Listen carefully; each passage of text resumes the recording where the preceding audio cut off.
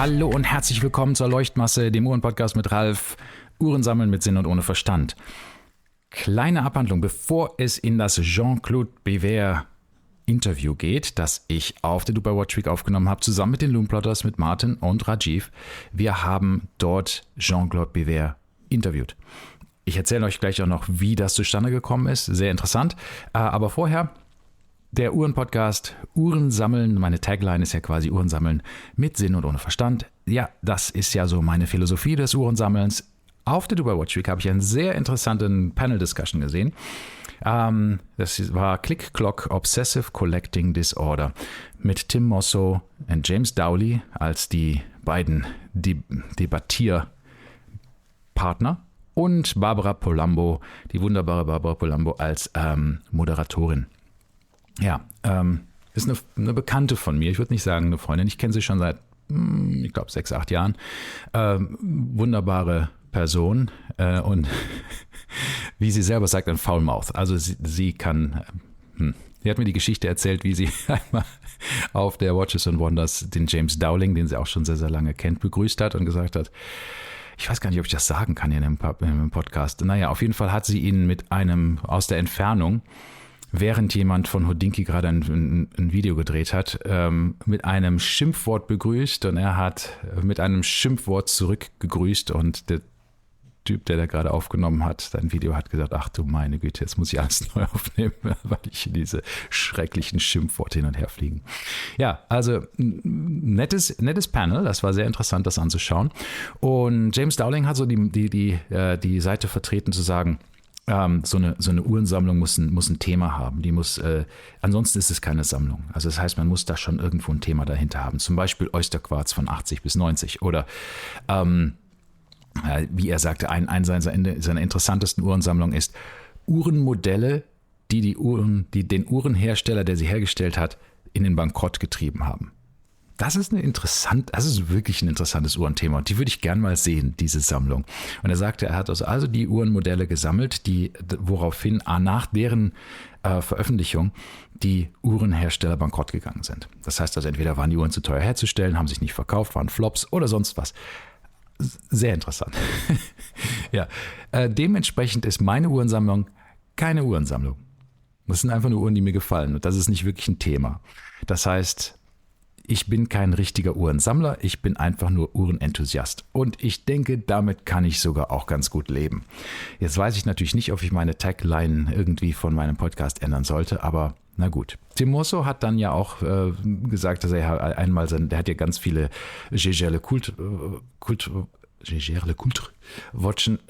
Uhren gesammelt und er hat gesagt, er hatte ja dann, ich glaube, bis auf eine alle verkauft. Das war ja so das Thema dieser Purging, Watch Purging, dass man also alles auch mal verkauft und neu anfängt und so weiter.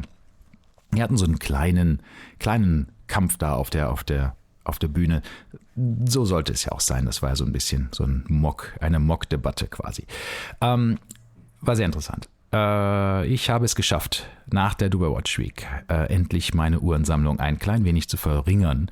Ich habe 8 Uhren verkauft und 3 Uhren dazu bekommen. Also -5.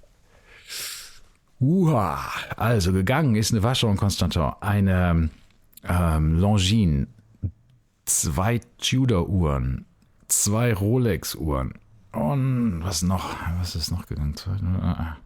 Ich habe es vergessen. Eine Omega und eine Zenit. Ja, das war nicht leicht. Vor allem in dem Markt hier, Zenit, Omega, Tudor sind so tief unten, preismäßig hier. Die kriegst du nicht verkauft. Das ist absolut Wahnsinn. Also was ich da an Preisen bekommen habe, da wollte ich schon ab und zu mal heulen. Also da habe ich gedacht, es kann doch nicht wahr sein, dass ich noch nicht mal 50% vom Listenpreis für diese Uhr bekomme. Aber das ist so, leider. In manchen Fällen sogar weniger als 50%. Gott sei Dank habe ich nicht alle für den Listenpreis natürlich gekauft. Ich habe einige auch einige habe ich auch pre-owned, also gebraucht gekauft oder mit großen Discounts, aber trotzdem, es tat weh. Es tat weh, aber ich dachte mir, wie ein sehr guter Freund, ein Emirati, ein Collector hier, der mir auch gesagt hat, wenn der Preis unten ist, dann verkaufst du halt auch billig, aber du kaufst halt auch billig. Also, buy low, sell low. Das ist halt so. Wenn man immer nur auf der Höhe des Preises verkaufen könnte und immer nur am Bottom der Preise kaufen könnte, das wäre super, geht aber leider nicht. Wenn man denn gerade die Uhren günstig bekommt, heißt das, dass man auch nicht viel für seine Uhren bekommt, wenn man sie verkauft. So ist das Leben. Ja, in diesem Sinne, ich höre jetzt auf zu babbeln. Ich werde das irgendwann mal dann sagen, welche 2 Uhren ich mir gekauft habe. Ich wollte mir eigentlich Uhren von unabhängigen Uhrenherstellern kaufen nach der Dubai Watch Week, weil ich ja einen neuen Riesenrespekt vor denen entwickelt habe, nachdem ich so viele Interviews gemacht habe mit diesen unabhängigen Uhrenherstellern. Hat natürlich komplett wieder überhaupt nicht geklappt. Gute Gelegenheiten, alles. Es war nichts von diesen ganzen Verkäufen und Käufen war irgendwie langfristig geplant. Das war nur gute Gelegenheit. Was kann ich verkaufen, damit ich mir die Uhr kaufen kann? Tauschen und so weiter. Also ich habe kein Geld ausgegeben, ein kleines bisschen. Im Prinzip habe ich alles nur verkauft und mir was Neues zu kaufen, also Trade-ins quasi. War wunderbar. Aber jetzt geht's an den Jean-Claude Biver. Und wie sind wir an dieses Interview gekommen? Also, wir hatten einen Interviewslot mit Pierre Biver, dem Sohn von Jean-Claude Biver, auf der Dubai Watch Week. Das hatten wir schon langfristig geplant gehabt. Und der war, als wir dann in den Interviewraum reinkamen, es gab 5 verschiedene Interviewräume, die wurden dann zugeteilt, wenn man in dem Pressebereich war. Und dann entweder wartete man dann auf seinen Interviewpartner oder andersrum. In dem Fall waren wir im Interviewraum und haben dann gesagt bekommen, sorry, schlechte Nachrichten, der Pierre Biver ist krank, der ist noch nicht mal in Dubai angekommen heute, der kann das Interview nicht machen. Okay, gut, haben wir also wieder zusammengepackt, die Mikrofone, den Mixer, all dieses ganze Gedöns, unsere quasi mobiles Aufnahmestudio, sind weg und wollten das in unseren kleinen Schrank einschließen, unseren Locker, an der anderen Seite von der Dubai Watch Week. Und dann haben wir den Anruf bekommen vom Shruti, dem Media Manager von der Dubai Watch Week. Sagen, Ralf, komm zurück. Ich habe einen anderen Beaver bekommen für das Interview für euch. Kommt wieder zurück. Okay, Sachen wieder zusammengeklabustert, schnell zurückgerannt. Und wer wartete in dem Interviewraum auf uns? Jean-Claude Biver, der Vater, der große Biver.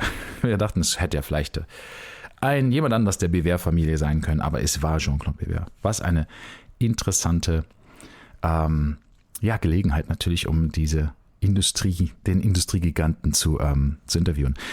Natürlich waren wir ein bisschen nervös, wir waren ein bisschen starstruck, wie man so sagt. Also wenn man dann halt diese großen Persönlichkeiten, und ich meine, Jean-Claude Bivers Persönlichkeit ist überlebensgroß, dann wirklich in Person sieht, in diesem kleinen Raum, an einem kleinen Tisch sitzen, direkt gegenüber und mit ihm spricht, das ist schon toll. Also wir waren ein bisschen nervös, deswegen, wenn wir ein bisschen zu viel babbeln oder ein bisschen zu überbordend sind in dem Interview, verzeiht es uns.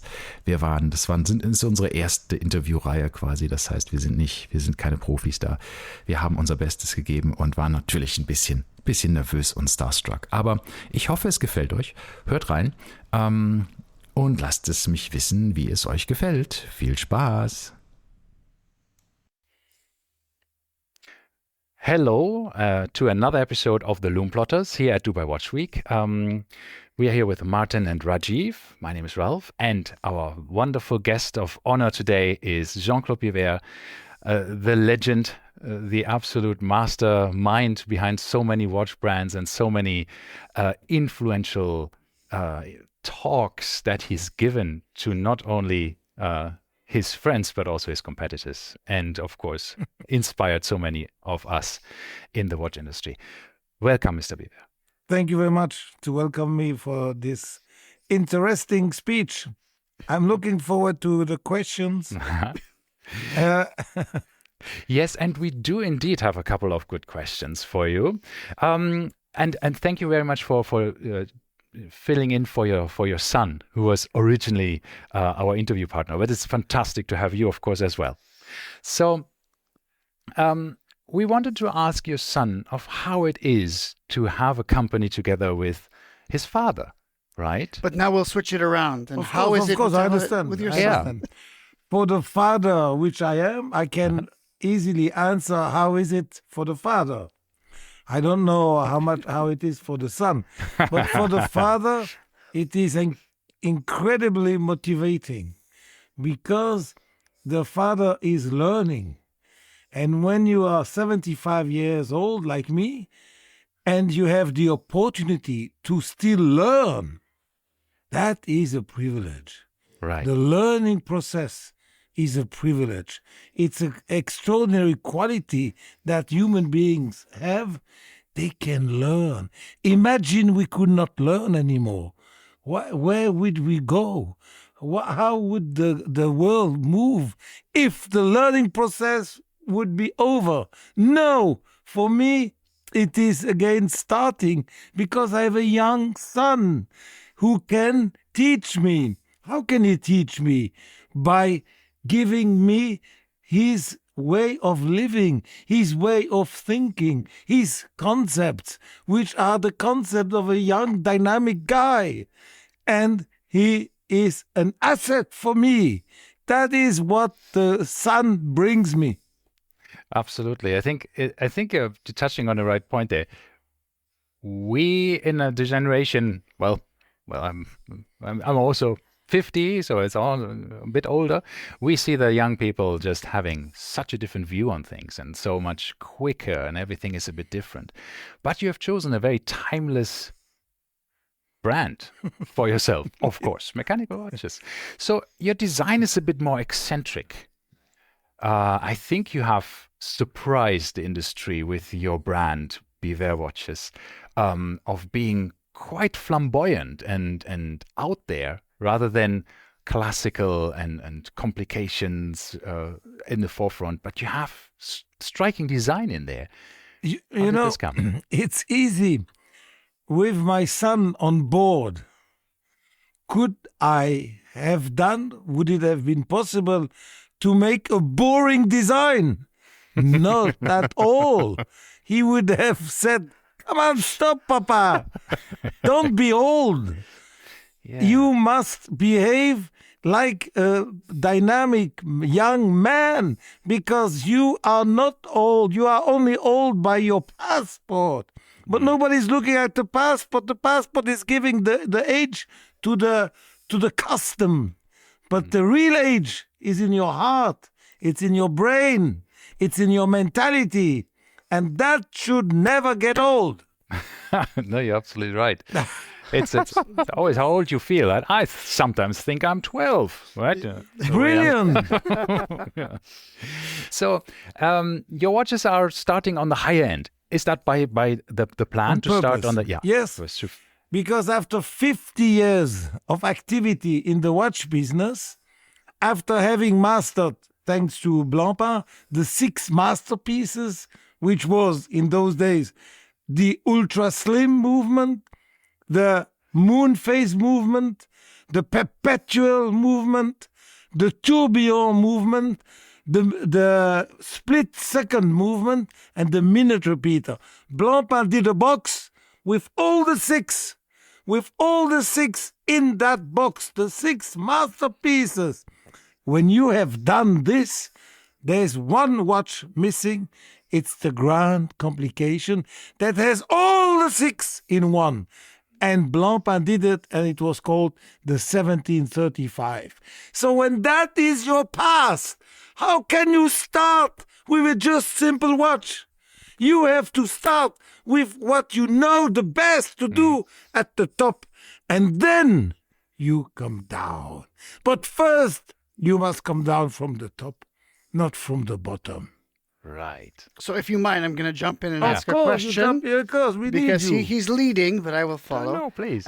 So, being that you're starting at the top, how low do you think the Biver watch brand is going to go? What entry point will there be? What do we have to look forward If to? you talk about the entry price, that's one talk. If you talk about the quality, that's a second one. The Biver brand will never, never go under the quality that Biver brand has set for the minute repeater, which is the highest possible execution or decoration. from the complication, which is different from the decoration, from the complication, Biver brand will go down to hour, minute, second. Okay. That's Okay, the that's movement. freehand. And this movement will come out in June next year, and it will have an integrated rotor, and it will be automatic, and it will come out around 80,000, 85,000 Swiss francs. But the decoration, the quality is 100% inspired or even the same as the minute repeater. The difference is through the complications and the numbers of hours or days the watchmaker needs to build the movement. Absolutely. But the decoration is same. Wow. Yeah, you can say wow, Yeah. because it's a wow program. Fucking shit! I would like to be already next year. Yeah. We are only this year. Yeah, I yeah. remember when you said you were interviewed by Ben Clymer back, I think 2013, 14. Yeah. You and your son, and you had the shared collection. Yes. And you said, Ben Clymer asked you at the time, do you have interest in starting your own watch brand? And you said said no. no. No, And I was very surprised when you announced. I was not ready in those days. And why did I? Or how come I am ready now? First, I have been impressed in a negative way through the sales of my brand Blancpain. I never digested the sale of Blancpain, which means I have constantly regretted. There was not a week without me regretting. Not a week. There were days of care, yes, but week, no. So the regret of having sold Blancpain, how can you heal? How can you compensate such a pain? I thought the best would be to do Blancpain again under the name Biver. So in reality, the brand Biver is the continuation of Blancpain, and like this, I have not sold Blancpain. I have replaced Blancpain through Biver. And that is the therapy that I have invented for me. I didn't go to a psychoanalyst. I will do that later. But it is a therapy. Yes. I feel now extraordinarily strong because I'm released. I cannot regret Blancpain anymore because I'm doing it Yeah, no, under yeah. the name Biver, which is even better. Yeah, absolutely. Yes. Yeah, I hope you understand. I fully understand. Yeah, I think it is- Absolutely. I'm a big fan of Blancpain. My wife has I think end 90s perpetual calendar. It's a man's watch, but she wears it as a lady's Yeah, of watch right course. now. Yeah, and it's a 33.3 millimeter watch. Diamond. Yes. exactly. So exactly. it's considered today as a lady's dimension. Correct, yes, and Well, she loves it. Ralph here messaged me a couple days ago, and he said, "Should I sell?" He has a Vacheron Constantin that he loves. He always talked about it. He said, "Should I sell it to buy this watch?" I'm assuming you're going to show it to him. Yeah, And he just bought this a week ago, yeah. and we had no idea that we were going to talk to you today, and he happened to bring it. It has the Hunter case back. You can open that. Of course, the Hunter. Maybe you should have him etch his name into the back of it. That's a JCB. That's a beauty. Oh, thank you very That's much. a- My watch was just kissed by Jean-Claude Biver. I can never wipe it again. It goes into a... Yes, Yeah. absolutely. Bravo, Yeah, guys. thank you very much. So- So I guess we have established you will not have more mellow designs in your watch brand. They will be extravagant. They will be continuing to be out there, right? So not the standard designs. They will have impact. No, standard never. Right. But we will have a design where you have some tension between modernity and tradition. And it's those tension that will make the watch neither look like classic, neither look like modern. Yes. It's the neoclassic style which I want. And that's, by the way, it's why do I want it? Because I love it. Yeah. It's just my personal choice. Yeah. And people can say, you shouldn't have done, you should have. Okay, my taste is different. Yeah. My taste is neoclassic. If you don't like it, don't buy it. So, Yeah, but it's easy. isn't that something that has actually, if you go back to Hublot even, when you had the fusion of different materials and all of these things, and you like these kind of tensions, to bring Yes, things you together do. that maybe It's in your shouldn't DNA, be, right? basically. You said it. You defined Biver. Ah, Biver is a disruption. right. The disruption, it's disruption. That's why I loved, and I said to the students many times, the architect, American architect Pei, when he made the pyramid at the Place du Louvre in Paris, that's the biggest disruption that you can have. You have this modern pyramid in the middle of the 16th Historic stuff, century, the architectural style. Yeah. And he put it bam in the middle. All Paris in the beginning said, wow, horrible, why this guy is destroying. Now he made the place, and never this place could live without the pyramid. Yeah. That's the genius. And that those elements have impressed me. And that is where I take my example.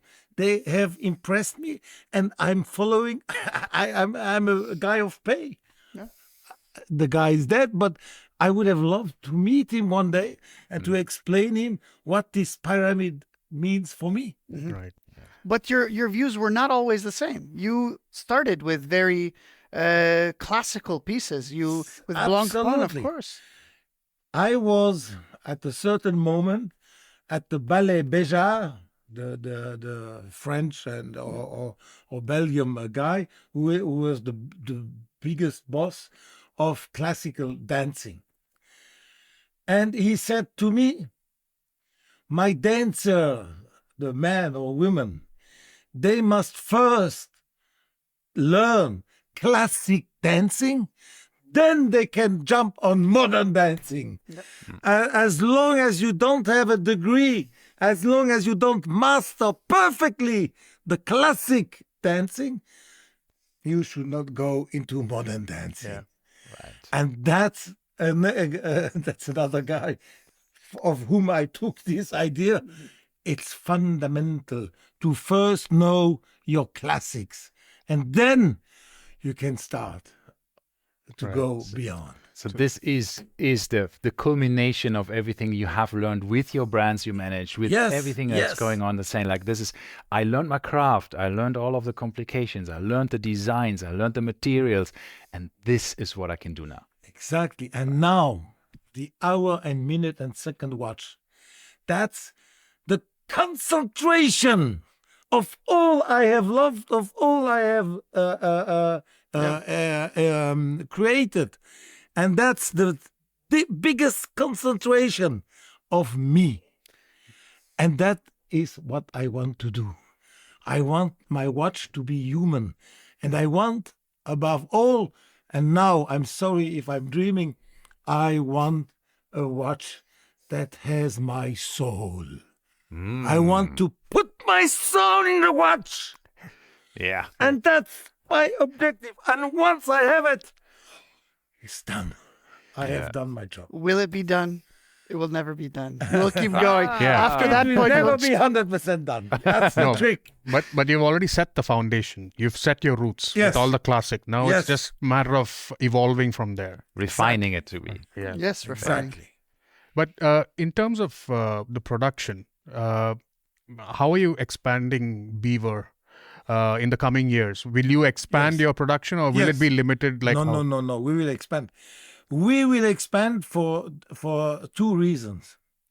The first reason, our retailer, because we have chosen to sell only through jewelers, Okay. not direct.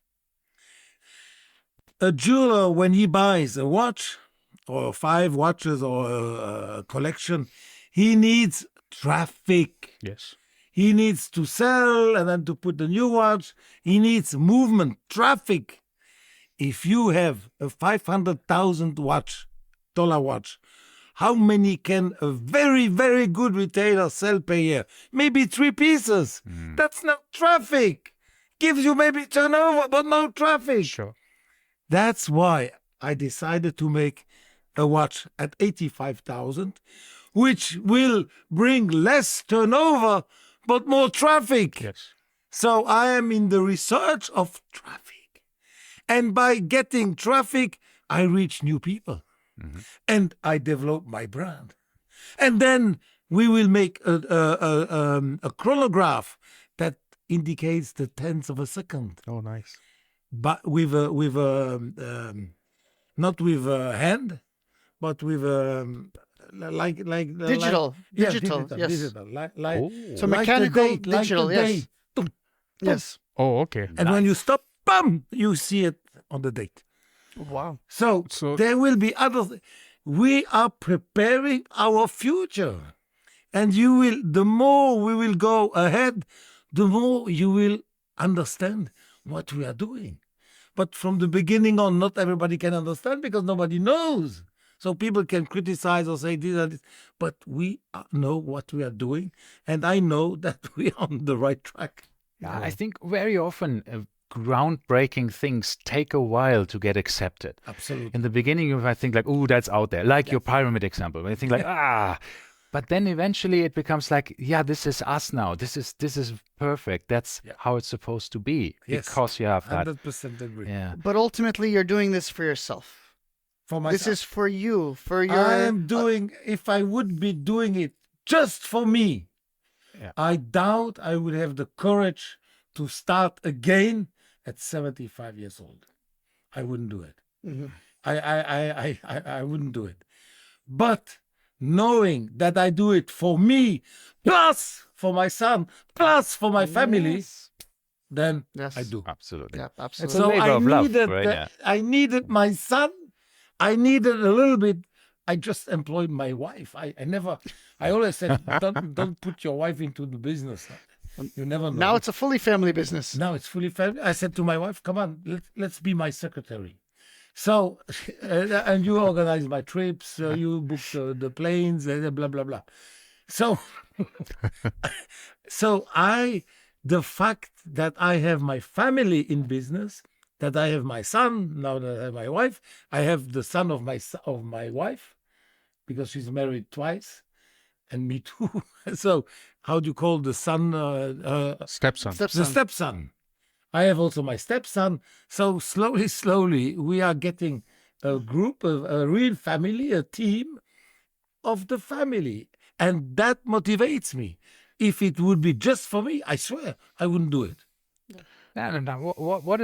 What best to do if you want to have your family around to run together a business that everybody is enjoying to do Exactly. and do it together? It's fantastic. It's a fantastic. dream. It's definitely a dream. Wonderful. Thank you so much for your time. I know we probably have reached the time limit.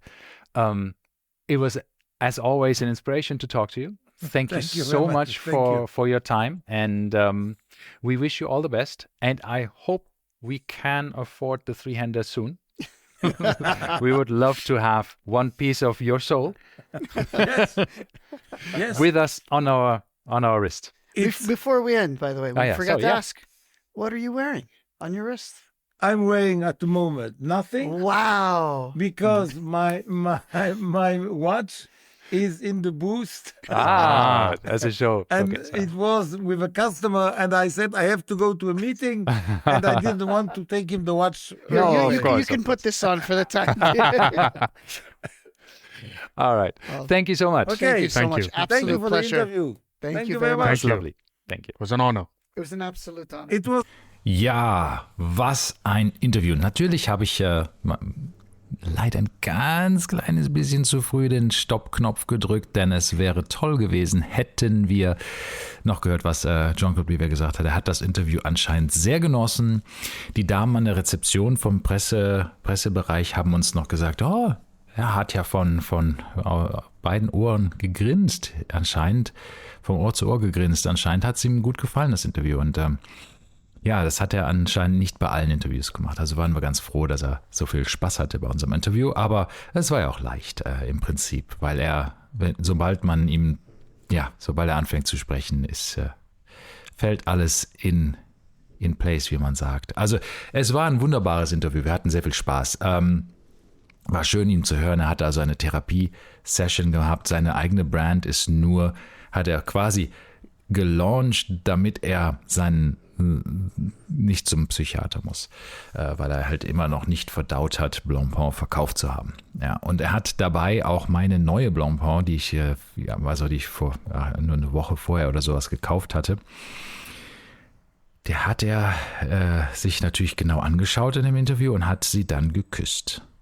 Ja, jetzt denke ich, kann ich die Uhr für das Doppelte oder das Dreifache verkaufen. Sie wurde von Jean-Claude Biver geküsst. Naja, mal sehen, ob das funktioniert. Ich werde sehen, wenn ich es verkaufe. Ja, aber das war ein schönes Interview. Ich hoffe, es hat euch gefallen. Und da gibt es noch mehr. Es wird jetzt jede Woche gibt's ein neues Interview. Also